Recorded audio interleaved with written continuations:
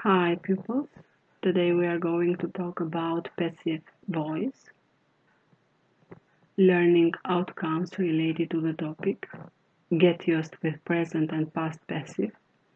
Pupils can have a conversation using present simple passive and past simple passive. They complete the task given correctly using past simple of the both passive and present simple of the passive. But what's the point of using the passive voice? There are times where you don't want to say who or what did the action, in order not to get in trouble or for many other reasons. Maybe you don't know who did the action, or because actually the object is the most important part of the sentence. You can use the passive to change the focus of your sentence. In order to understand better the passive voice, you should really understand the active voice firstly. Pra, për të kuptuar passive voice ose diateza pësore në shqip, ne duhet të dim më së miri diatezën leprore. Si të dim diateza veprore, tregon një veprim që e kryen vetë kryefjala, ndërsa diateza pësore tregon një veprim që e pëson kryefjala. Marrim shembullin më poshtë. The boys ate the cake. We have the boys, which is the subject, ate, which is the verb, the cake, which is the object. Imagine a situation. So, imagine you left the cake to the fridge, and when you come back home, the cake disappeared.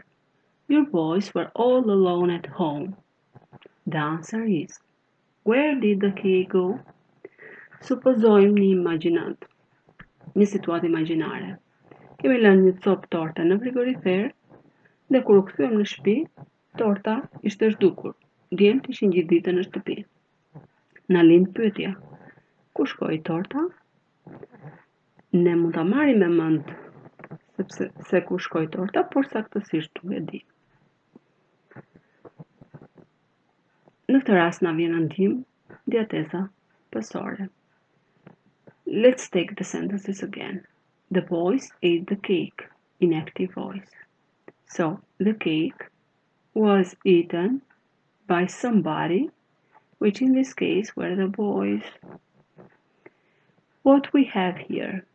We have the boys, which is the subject, and we can see that the boys has become the object of the passive sentences, while the cake, as we can see here, becomes the subject of the passive sentence.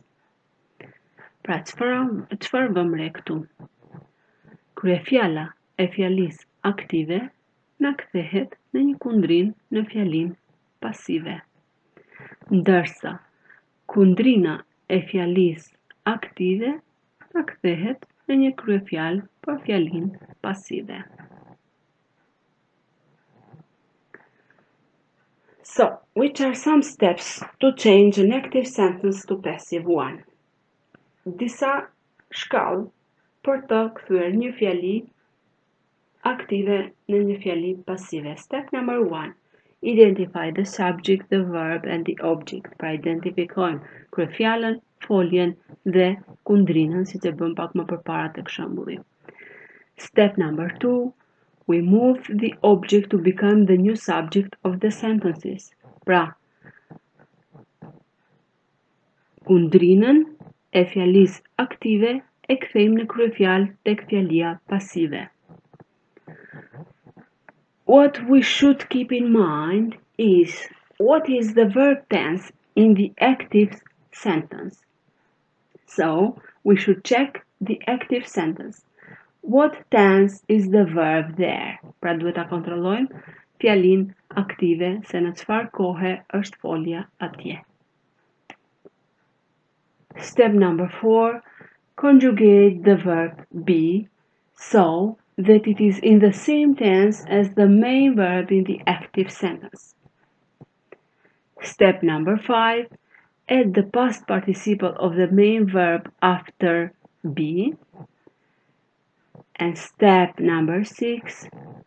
What should we do with the subject of the active sentence? So, as we said previously, the subject of the active sentence became the object of the passive sentence.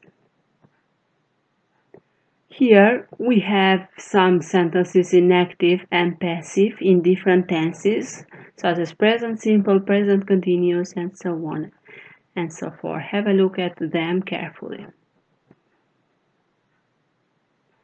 Some exercises for you. Rewrite the sentences in passive voice për do t'i shkruajnë fjalit në diatezën pësori. As a homework, exercises page 84-85 students book, workbook exercises grammar 7, and create a situation using passive voice. And that's all for today. Thank you. Have a nice day. Bye.